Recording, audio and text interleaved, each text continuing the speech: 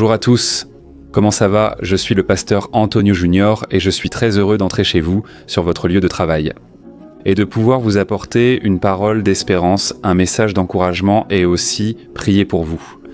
Je me réjouis mes frères en voyant les preuves de l'œuvre de Dieu. Hier même je prêchais dans mon église et beaucoup de personnes m'ont dit « Pasteur, vos prières sont en train de transformer ma maison, mon mariage, la vie de mes enfants. » Frères, cela n'a pas de prix. C'est l'œuvre de Dieu, non la mienne, mais celle du Saint-Esprit. Amen. Écoute, toi qui es nouveau ici, je veux te souhaiter la bienvenue et te demander de t'abonner à ma chaîne. Active la cloche pour recevoir les notifications sur ton téléphone. À chaque fois que je mets une nouvelle vidéo, tu recevras une notification et tu pourras suivre avec moi les messages du matin et du soir, d'accord? N'oublie pas de cliquer sur « J'aime », ça aide YouTube à toucher plus de monde. Ah, et un détail très important, ici sur la chaîne, j'ai la section des membres. Si tu regardes juste en dessous de la vidéo, il y a le bouton « Devenir membre ». Ensuite, tu cliques dessus pour en savoir plus. Et là, tu pourras participer à une grande chaîne d'amour et de compassion dans laquelle j'aide des associations caritatives et vous pouvez participer avec moi. Ces associations aidant des enfants défavorisés en Afrique et aux Philippines. Et aidant aussi des chrétiens persécutés et des personnes qui ont des problèmes d'alcool et de dépendance à la drogue. Et vous pouvez impacter la vie de ces personnes. Donc si vous le pouvez, cliquez sur « Devenez membre » pour en savoir plus. D'accord mes frères, j'ai une parole bénie. Aujourd'hui, Dieu va agir dans votre vie, j'en suis sûr. Cette parole se trouve dans Marc chapitre 1 du verset 16 au verset 20. Faites très attention à ce qui est écrit. En marchant au bord de la mer de Galilée, Jésus vit Simon et son frère André jeter des filets à la mer, car ils étaient pêcheurs. Et Jésus dit « Suivez-moi et je vous ferai pêcheurs d'hommes ». Aussitôt, ils laissèrent leurs filets et le suivirent. Un peu plus loin, il vit dans une barque Jacques, fils de Zébédée, et Jean son frère préparant leurs filets. Aussitôt, il les appela et ils le suivirent, laissant leur père Zébédée avec les ouvriers dans la barque. Amen. Remarquez, frères, ici Jésus appelle des pêcheurs. Peut-être que la question se pose, n'est-ce pas? Pourquoi Jésus a-t-il appelé des pêcheurs et non des penseurs? Pourquoi Jésus a-t-il appelé des hommes simples, des hommes qui étaient un peu de simples travailleurs sans connaissance formelle? D'ailleurs, dans le livre des Actes, lorsqu'ils étaient là à la Pentecôte et que les gens ont vu ses disciples prier en langue, parler dans la langue maternelle de chacun, c'était un événement surnaturel, et ces hommes ont dit « Ces gens ne peuvent qu'autant qu'être ivres, car ils sont illettrés ». Comment peuvent-ils dire tant de choses merveilleuses concernant les Écritures, la parole de Dieu? C'est parce que, mes frères, c'est le Saint-Esprit qui rend capable. J'ai l'habitude de dire que Dieu ne choisit pas les capables. Il rend capables ceux qu'il appelle. Jésus a choisi des personnes comme toi et moi. Et je crois qu'il a choisi des pêcheurs parce que le pêcheur est toujours en train de faire quelque chose. Il est toujours occupé avec quelque chose de son métier. Soit il pêche en haute mer, soit il répare le bateau, soit il rassemble les filets, soit il vend du poisson. Le pêcheur est censé être comme ça. Il est toujours occupé à quelque chose. Et s'il y a une chose que Dieu n'aime pas, c'est la complaisance. C'est lorsqu'on reste dans sa zone de confort, sans agir en attendant que les choses se passent. Peut-être même en attendant la mort, sans plus aucune attente pour les choses de ce monde. La personne ne veut pas suivre un nouveau cours, ne veut pas se spécialiser, ne cherche pas à s'améliorer au travail, ni même à la maison, elle ne veut pas faire les tâches ménagères. Bref, Dieu n'aime pas la complaisance.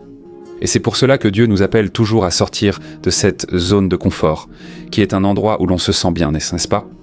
On aime beaucoup s'attacher aux choses et aux personnes. Voilà pourquoi lorsque Dieu nous appelle, il attend souvent de nous que nous ayons le courage de rompre avec quelque chose qui pourrait être un obstacle. Je ne dis pas que tu dois mettre fin à une relation ou abandonner tes parents, ce n'est pas ça. Mais très souvent, tu devras effectivement renoncer à quelque chose pour faire la volonté de Dieu. Et c'est pour cela que ce n'est pas facile. C'est pour cela que beaucoup de personnes décident de continuer leur vie et ignorent l'appel de Dieu.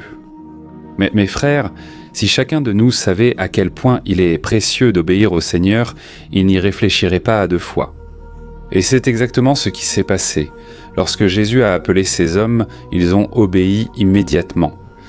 Et ici, il est dit que Jésus a fait une invitation. Regardez, soyez mes disciples, et je ferai de vous des pêcheurs d'hommes. Frères, c'est la plus haute fonction que quelqu'un puisse avoir.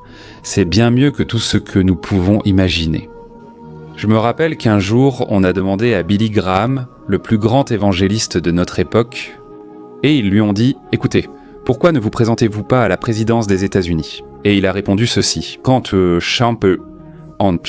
si je faisais cela, je serais en train de rétrograder, car Dieu m'a déjà fait ambassadeur du royaume des cieux. Frères, nous sommes des ambassadeurs du Christ. C'est ce qui est écrit dans la parole de Dieu. Nous sommes des ambassadeurs de Dieu. Et il n'y a rien de plus gratifiant que cela.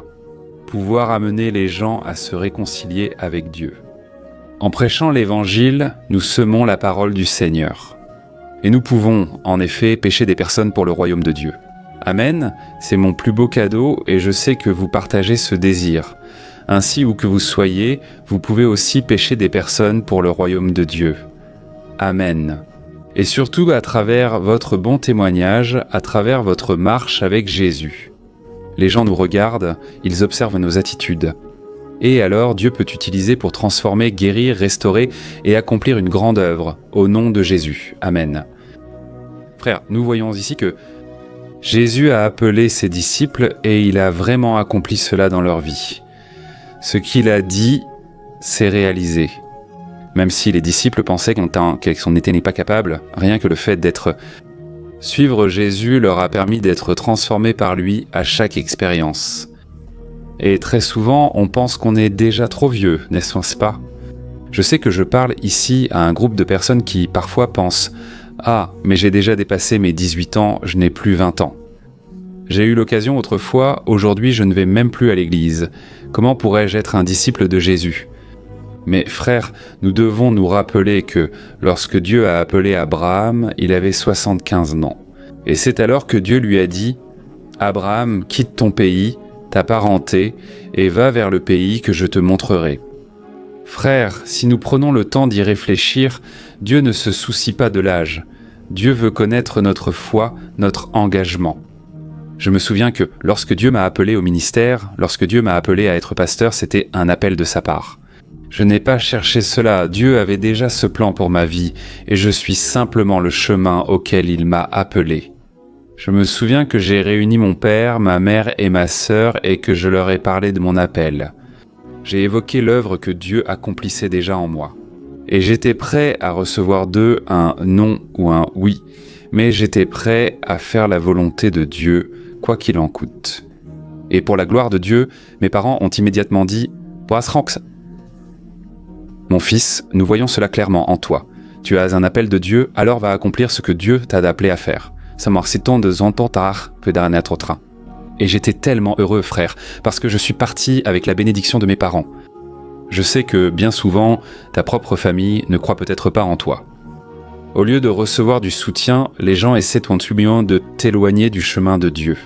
Et ils diront peut-être « Écoute, va faire autre chose. Tu penses vraiment que ça va t'apporter quelque chose ? Va vivre autre chose. Pourquoi suivre l'appel de Dieu ?» Mais mes frères, quand Dieu nous appelle, c'est si puissant. On ressent une paix profonde quand on fait ce pourquoi on est né ou appelé. Alors, ça vaut la peine d'obéir à l'appel de Dieu, Amen, pour dire ce qui est dans ton cœur. Prie d'abord, demande la direction au Seigneur. Si tu as le désir de partir en mission, de faire des missions, peut-être ailleurs. Sois honnête avec tes parents, avec ta famille, avec tes amis, demande des conseils, mais avant tout, suis ce que Dieu a déjà mis dans ton cœur. D'accord ? Tu peux être sûr que c'est la meilleure décision que tu puisses prendre dans ta vie. Amen. Rappelle-toi d'une chose, que tu quittes la maison ou non, Dieu veut que tu sortes de ta zone de confort. Frère, tout le monde ne part pas prêcher en Afrique, aux États-Unis, dans un autre pays ou sur les pupitres des églises. Mais nous avons tous l'appel d'obéir au Seigneur dans notre travail, dans notre famille, où que nous soyons. Amen, c'est le but de Dieu, que nous soyons des pêcheurs d'hommes, que nous amenions des personnes près de Jésus. Amen. J'espère que vous avez compris ce message. Écrivez ici dans les commentaires. Dieu m'a parlé par cette parole, ce message. À présent, prions. Nous allons demander à Dieu de nous donner la certitude d'être sur la bonne voie et d'enlever tout doute. Je sais que l'une des choses les plus difficiles est de savoir quelle est la volonté de Dieu pour nous, quel est son appel pour notre vie. Et j'ai l'habitude de dire que vous découvrez votre appel au fur et à mesure que vous faites les premiers pas vers quelque chose qui brûle déjà dans votre cœur. Nous voyons, dans le cas d'Abraham, qu'il a dû faire ses premiers pas. Il ne savait pas quelle était la terre vers laquelle Dieu l'enverrait, mais du fait qu'il a obéi là, Dieu a enseigné, a éclairci ses chemins, les a illuminés. Alors bien souvent, tu ne découvriras pas ce que Dieu a pour toi si tu ne prends pas de risques, si tu ne fais pas le premier pas. Peut-être, dans une relation, tu dois croire que maintenant, avec toi, ça va marcher. Même si ça n'a pas marché avant, ça peut marcher maintenant. Je me rappelle que lorsque j'ai rencontré Thaïs, ma femme, j'ai dû lui envoyer un message. À l'époque, c'était Orkut, donc je lui ai envoyé un message. Mais c'était tellement difficile d'envoyer ce message, parce que j'étais blessé émotionnellement, j'étais fatigué de souffrir. J'étais déjà passé par d'autres relations avec des personnes de Dieu, mais ça ne marchait pas. Et là, j'ai dû prendre cette décision de recommencer. J'ai envoyé un message sur Orkut, et d'abord je suis allé, comme on dit ici dans le Minas, en y allant doucement. Je lui ai envoyé un message pour dire que je voulais être ami. Finalement, je voulais déjà l'appeler, je voulais prier avec elle, j'envoyais des messages, et je faisais ma part. Pourquoi ? Dieu ne voulait pas que je me contente de ça. Il avait des plans pour moi, et j'ai eu confiance que ça marcherait cette fois. Peut-être que je parle ici à beaucoup d'entre vous qui ont déjà été tellement frustrés, qui ont déjà tant souffert à cause des déceptions, des frustrations. Et maintenant, vous avez fermé votre cœur. Mon frère, laisse-moi te dire une chose. Dieu n'enverra pas quelqu'un sonner à l'interphone de ta maison. Il n'enverra pas un ange pour te dire que c'est cette personne, non. Tu vas choisir selon ce que tu désires. Cette personne doit être au moins un peu semblable à toi. Les mêmes goûts, les mêmes rêves. Et c'est alors que, dès que j'ai commencé à connaître Thaïs, j'ai ouvert mon cœur pour elle. J'ai dit, écoute, Dieu m'a appelé, je pourrais devoir beaucoup voyager. Dieu m'a dit que je prêcherais au Brésil et ailleurs. J'aimerais ton avis. Et elle m'a alors dit quelque chose qui m'a beaucoup marqué. Elle a dit, écoute, si c'est de Dieu, je suis partante pour n'importe quoi. Frère, nous sommes ensemble depuis 10 ans, et je suis tellement heureux parce que nous avons tous les deux la même façon de penser, le même cœur. Et peut-être que tu t'es déjà marié avec quelqu'un, tu n'avais pas cette connaissance, dont tu n'as pas consulté Dieu. Aujourd'hui, tu te sens mal, car souvent tu veux agir et l'autre ne t'encourage pas. Laisse-moi te dire, rien n'est impossible pour Dieu. Tu dois, oui, prier pour cette personne. Tu dois petit à petit essayer de rapprocher cette personne. Tu sais, ça ne sert à rien de faire la morale, ça ne sert à rien de forcer la personne, mais je crois que la prière peut beaucoup. Elle est très efficace dans ses effets. C'est ce que dit la Bible. Et Dieu peut changer n'importe quel cœur. Alors fais ta part, donne un bon témoignage, montre à quel point Dieu transforme ta vie pour le meilleur. Et cela peut aussi susciter la curiosité chez l'autre personne. D'accord ? Frère, prions alors. Je sais que ce message a touché le cœur de beaucoup d'entre vous. Mais ce que je veux, c'est que vous n'oubliez pas que Dieu n'aime pas la complaisance. Dieu nous appelle toujours à sortir de notre zone de confort. Pourquoi ? Il ne veut pas que nous gaspillions notre vie. Notre vie est si éphémère, elle passe si vite, et il souhaite que nous profitions pleinement de nos jours. Et rien n'est meilleur que d'être au centre de la volonté de Dieu. Amen, ferme les yeux, je veux prier avec toi. Fais-le. Alléluia. Prions. Seigneur mon Dieu et Père, je veux te louer pour cette parole que tu as mise puissamment dans mon cœur. Je crois, mon Dieu, qu'elle tombera sur une bonne terre. Je crois qu'elle portera beaucoup de fruits, Père. Beaucoup de personnes qui m'écoutent en ce moment se trouvent dans cette situation où elles ne savent pas quoi faire. Père, elles sont confuses. Elles ne savent pas quelle était la volonté du Seigneur. Elles restent dans la confusion, ne sachant pas si elles font le bon choix ou non. C'est pourquoi je te demande, Père, apporte ta paix et ta direction, Seigneur. Ne laisse pas cette personne dans la confusion, Père. Ta parole dit que tu n'es pas un Dieu de confusion, mais un Dieu de paix. Ô mon Dieu, ta parole dit aussi dans Colossiens chapitre 3, verset 15, que la paix du Christ doit être l'arbitre dans nos cœurs. Ô Seigneur, je te demande, Père, que tu nous montres quand quelque chose vient de Dieu ou non. Quand nous devons commencer une relation ou non, un travail ou même un appel. Père, confirme-le dans notre cœur et que tu nous donnes de l'audace, Père. Tout comme les disciples qui ont tout laissé derrière eux pour accomplir ton appel.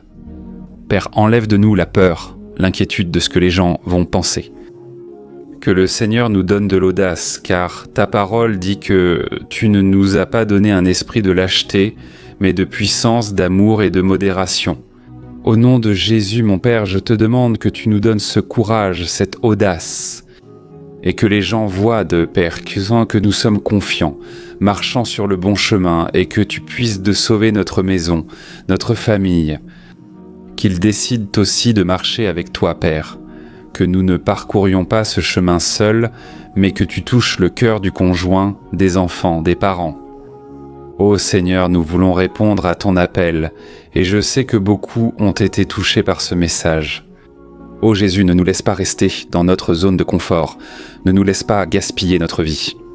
Beaucoup, mon Père, à qui je parle ici, ont déjà dépassé la trentaine, ont déjà dépassé la quarantaine et pensent qu'il est trop tard. Ô Seigneur, nous voyons dans ta parole des personnes âgées qui ont commencé à faire quelque chose pour toi. Seigneur, aide-nous, Père, à racheter le temps. Profitez des jours que tu nous donnes pour parler de ton amour et montrer combien tu es merveilleux. Et maintenant, mon Père, j'intercède pour chaque personne qui m'écoute. Je te demande de répandre ta paix et d'accorder la guérison, Seigneur, physique et émotionnelle. Je proclame la guérison du Seigneur sur cette personne souffrante, sur celle atteinte d'une tumeur. Au nom de Jésus, je réprimande cela, je réprimande ce mal dans la vie de cette personne. Je réprimande toute douleur à la tête, toute douleur dans le corps, toute blessure qui ne guérit pas. Je réprimande toute œuvre maléfique contre la vie de cette personne. Toute oppression de Satan causant destruction, perturbation, oppression. J'annule au nom de Jésus tout ce qui vole la paix, tout ce qui nous empêche d'accomplir ton appel. Père, je vois beaucoup de personnes qui essaient de faire un pas de foi, mais échouent au moment de décider d'agir. Pour le Seigneur, quelque chose les retient. Mais au nom puissant de Jésus, je réprimande et j'annule tout empêchement, toute barrière, tout ce que l'ennemi élève. Au nom de Jésus, cela n'arrivera plus.